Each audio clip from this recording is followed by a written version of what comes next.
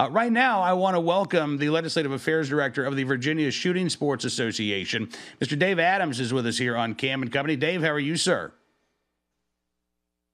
I'm great, Cam. How are you doing? I am fantastic. I appreciate you coming on the program today. Virginia is another state here where we've got a very anti-gun governor, anti-gun lieutenant governor, anti-gun attorney general, and a very closely divided legislature.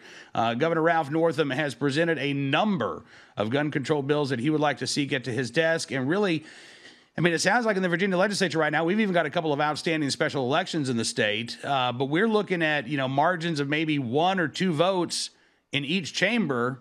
That could be the difference between these bills going down to defeat and Virginia all of a sudden looking a lot more like New Jersey or California in terms of its gun laws. You're absolutely right. And this is an election year in Virginia. So if this concerns gun owners right now, think of what it would be like if we lose that 1 or 2 seat majority in either one of those 2 houses at the end of this election and going into next year. Because if you think this year's list of bills are bad, wait till you see what would happen if we had an anti-gun majority. Absolutely. And gun owners need to be really aware of this. In Virginia, I know we've talked about this before, Dave. It's been 20 years now, really, since you've seen major gun control legislation signed into law in the state. And I think that there is a sense of complacency among some gun owners of, we don't have anything to worry about. The votes are always there. No, the votes are not always going to be there, particularly if that is your attitude. Your lawmakers need to be hearing from you. These are potentially bills that could become law this year if gun owners are not active and involved. And here's an idea of just how bad some of these bills are that we're talking about. So Governor Ralph Northam's gun ban, his semi-auto ban, would ban any semi-automatic long gun that could accept a detachable magazine, because that detachable magazine could be over 10 rounds, and so therefore that fire must be banned. Everything from 22 rimfire rifles on up would all of a sudden be a banned firearm in the state of Virginia, Dave. That's absolutely right. And the way he described these bills last Friday at the press conference, it's not just a ban on sales, and we haven't seen the legislation yet, so we have to wait to see the legislation. But the way he described it, it's not only sales, but possession, which means you'd have to turn them in.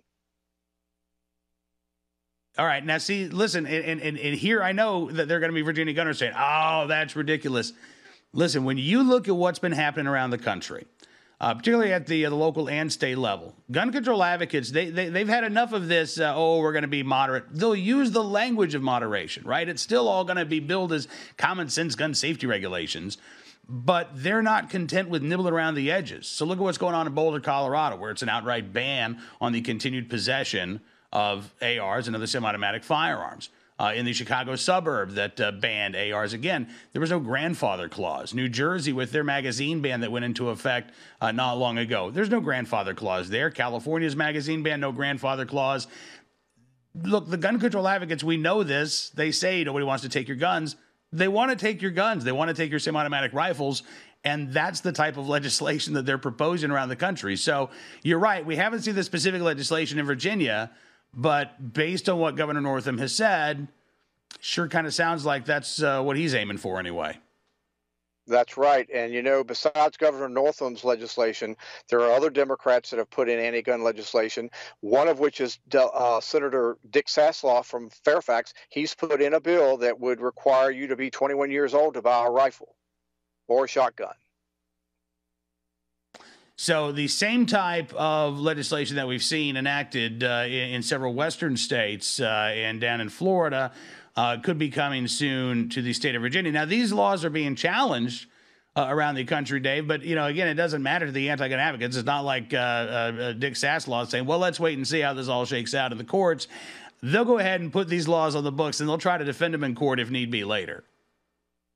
Yes, that's exactly right. Now, the interesting thing about Saslaw's bill, he does grandfather in people that are 18 to 20 on July 1 of 2019. So if this bill were to pass, if you were 18 to 20 on July 1st of this year, when the law would take effect, you would be grandfathered in. And I don't think that's the case in other states that have those laws that have been passed, but that's the way his bill is written right now. Yeah, right now is maybe the key phrase there. So, Dave, again, with all of these bills now getting filed in the Virginia legislature and again, the close division right now. I know we've got a tweet here by the Speaker of the House in Virginia, Representative Cox, who noted that the House GOP will steadfastly fight to defend the Second Amendment rights of law-abiding citizens from far-left gun control proposals this session. If everybody stands together, if every pro-gun voice remains unified, then these bills will not pass out of the session. But you and I both know there is going to be an incredible amount of pressure on each and every one of these delegates and state senators that anti-gun advocates think that they can flip. That's why one reason why we've got to remain in constant contact with our elected officials. Yes, absolutely. And, Terry Kilgore, Delegate Terry Kilgore from Southwest Virginia, said the same thing on a local radio show in Tidewater earlier this past weekend as well, that there's no chance of those bills getting out of the House, but that's only if everybody sticks together. So gun owners in Virginia need to contact their legislators, tell them to vote no on any bill that infringes our right to keep and bear arms, and then they need to join VSSA or renew their membership, because we're there at the General Assembly and we'll be there every day, and we'll be fighting for Virginia's gun owners. Dave Adams with the Virginia Shooting Sports Association checking in from the road this evening. Always on the job. Thank you, sir. I appreciate it, and I look forward to talking again very soon.